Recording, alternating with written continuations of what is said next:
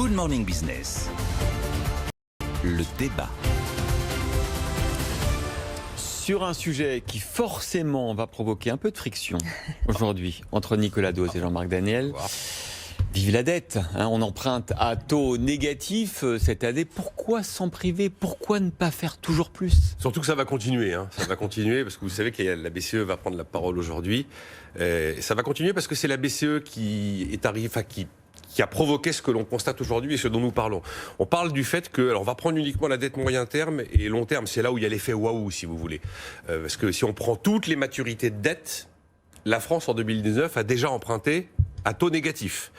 Et là, elle emprunte encore plus à taux négatif. Mais si vous prenez uniquement la dette de moyen et long terme, c'est la première fois, c'est du jamais vu, que sur un an, on a emprunté à taux négatif. Si on fait le coût moyen de cette dette moyen et long terme, c'est-à-dire des dettes qui généralement vont, on va dire, de 3 ans à plus, on est sur du moins 14 et on était sur du plus 0,11 en 2019. Ah ouais. Donc ça veut dire que... Donc plus on s'endette, plus on devient riche. On est si on prend cette fois-ci toutes les maturités, on aura emprunté 313 milliards d'euros cette année, toute maturité, y compris les 53 milliards d'euros qui sont des dettes de moins d'un an qu'on aura émis en 2020. Donc on a émis du jamais vu en termes de montant de dette. On a un coût moyen de cette dette qui est du jamais vu. Et la bascule s'est produite au mois de mars. Au mois de mars, c'est là où la BCE, avec Christine Lagarde, annonce que son plan de rachat d'actifs spécial Covid, spécial pandémie, va être considérablement augmenté. Et puis après, elle va encore l'augmenter. Et c'est à partir de ce moment-là où on avait commencé à avoir une petite remontée des taux d'emprunt de l'État juste avant. Et à partir du jour où elle dit qu'elle va aller plus loin en termes de rachat open bar des dettes émises pendant la Covid, eh bien c'est là où, à ce moment-là, on repart parfaitement en territoire négatif, jusqu'à avoir un coût moyen. Donc, si on veut être un peu provocant, on peut dire qu'en 2020, la France s'est endettée à des montants records en gagnant de l'argent. C'est assez magique. Imaginez un jour, Christophe, que votre banquier vous prête de l'argent en vous disant « je vais vous payer, Christophe Jacubizine, et en plus je vais vous prêter de l'argent ». C'est exactement ce qui se passe. Et vous rembourserez moins que ce que vous empruntez. Et puis on verra. Là maintenant, c'est du on verra pour qu'est-ce qu'on fait de cette dette. Ouais. Et donc on voit bien que ça va continuer. L'agence France Trésor qui place les obligations de la France s'apprête à placer à peu près le même montant de moyen long terme que cette année, 260 milliards d'euros en 2020, 260 milliards d'euros en 2021. Et c'est pour ça qu'on peut s'attendre de manière assez raisonnable, je ne sais pas si Jean-Marc trouvera ça raisonnable, mais Christine Lagarde aujourd'hui devrait dire que ce fameux plan de rachat d'obligations lié à la Covid, eh bien, il va être encore plus important qu'il ne l'est aujourd'hui. Il est à 1350 milliards d'euros, et puis qu'il va probablement durer beaucoup plus longtemps, alors plus 6 mois de plus ou 1 an de plus.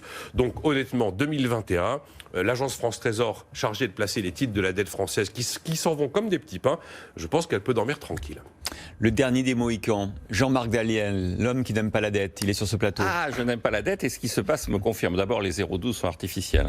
Il faut regarder dans les détails. Oui. Il y a des mécanismes de prime à l'émission, il y a des mécanismes d'indexation sur l'inflation. Donc on n'endette pas. L'État ne s'endette pas à taux négatif en réalité. Vous avez un mécanisme qui est un mécanisme où vous apportez.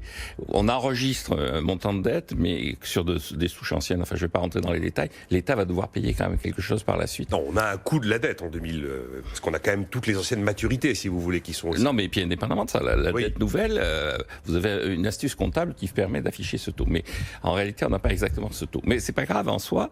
Ce qui est grave, à mon avis, c'est d'abord le fait qu'on dit c'est la France. Mais c'est pas la France, c'est l'État.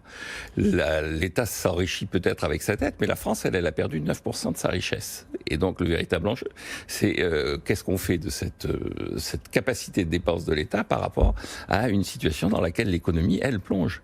C'est pas en endettant l'État qu'on crée de la richesse, c'est pas en endettant l'État qu'on va créer effectivement du pouvoir d'achat pour la population. Et une des conséquences de ça, c'est que vous avez d'abord un effet d'équivalence ricardienne, les gens se sont mis à épargner. Non seulement ils s'épargnent parce qu'ils peuvent pas dépenser, parce que les magasins sont fermés, mais ils épargnent, on le voit bien, parce qu'il y a une angoisse, une inquiétude latente. Ouais. Les gens voient bien que ce n'est pas l'État qui va continuer à leur permettre d'avoir un niveau de vie. Avec un élément aussi, c'est qu'au fur et à mesure que ce déficit, derrière cette dette, il y a quand même 225 milliards de déficit budgétaire pour 93 milliards qui avaient été votés à l'automne 2019. Qu'est-ce que c'est devenu? C'est devenu des importations. Vous avez quand même un déficit de notre balance des paiements courants record. Tout le monde, on est dans la situation de 82 en termes d'évolution de nos comptes extérieurs. C'est-à-dire que nous ne serions pas dans la zone euro. Tous les souverainistes on serait dans la situation de 82-83. C'est-à-dire nécessité d'un plan de rigueur, nécessité éventuellement d'un appel à l'extérieur sous forme d'appel au FMI, etc. Alors on peut dire merci l'euro, oui. Oui, donc là, merci l'euro, merci doublement l'euro, parce qu'effectivement, ça maintient des taux d'intérêt très bas. Hein, toute la zone euro a des taux d'intérêt très bas, notamment par rapport aux États-Unis, au Royaume-Uni. Mais tout ça est totalement artificiel. Et donc, je pense qu'il ne faut pas se faire d'illusions, il ne faut pas s'enthousiasmer. On a connu une année exceptionnelle qui est liée à la pandémie, il ne faut pas que ça devienne une habitude. Le problème, c'est ça, c'est le risque de faire de ce mode de fonctionnement et la tentation du mode de fonctionnement permanent. Et si vous prenez les tenants de l'endettement sans limite de l'open bar, considérant en plus que comme c'est de l'argent que l'État se doit lui-même via les canaux du système monétaire européen, des banques centrales, on peut considérer que, quand on voit l'exemple du Japon, qui est à 260% de dette, probablement l'un des taux les plus élevés du monde, et qui s'offre le luxe hier de dégainer un plan de relance à 600 milliards d'euros. Quand vous voyez le tandem Yellen-Trésor, Powell-Fed, qui ressemble beaucoup à une possible fuite en avant budgétaire aux États-Unis, c'est vrai que tous ceux qui ont cette tentation de l'endettement facile et de l'open bar ont des arguments pour dire pas de problème. Et il y en a beaucoup qui disent pas de problème aujourd'hui. Oui, quand on voit le Japon, taux de croissance du Japon, il faut voir quel est le taux de croissance du Japon. 260% d'endettement, un pays qui est en croissance ralentie depuis 30 ans. En tout cas, ce qui est sûr, c'est que tout le monde va dans cette direction, hein. Et y compris Christine Lagarde tout à l'heure, qui va sans doute donner encore du grain à moudre. Et Wilfried Galland de Montpensier Finance est dans la tête de Christine Lagarde. Il va nous dire dans un instant tout ce qu'elle va faire. À tout de suite.